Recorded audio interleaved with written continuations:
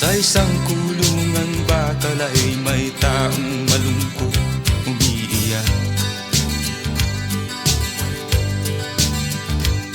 Ang tanong niya sa sarili ay kailan magigising na ng liwanag.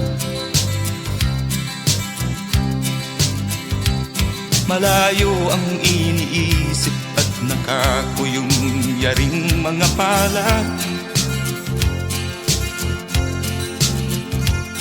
Bakit daw siya nagdurusa sa kasalanang di niya ginawa? Kahapon lamang ay kapiling niya kanyang asawa at anak. Namumuhay ng tahimik sa isang munting tahanang may tuwa.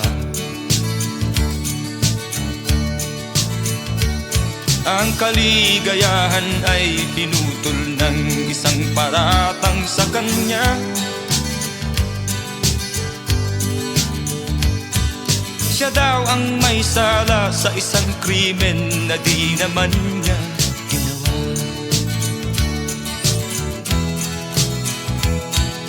Wala na bang katarungan ng isang nilalang na katulad niya?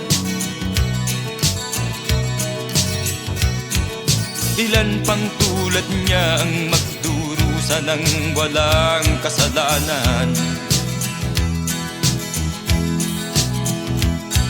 Di ba't ang batas natin pantay-pantay, walang mahirap mayaman?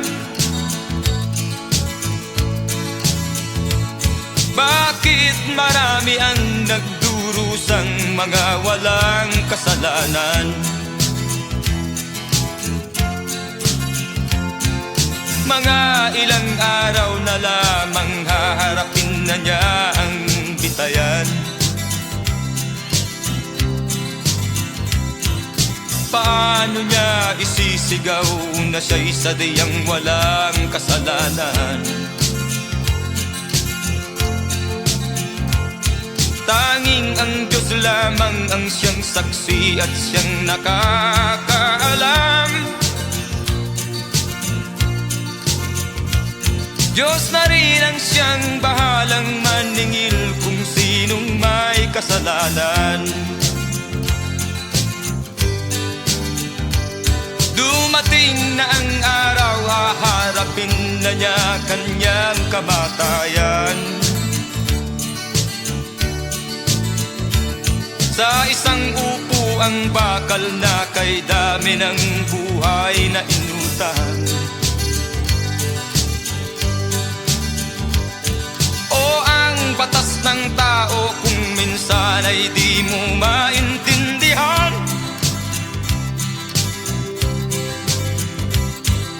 Ilan pang tulad niya ang magdurusa ng walang kasalanan?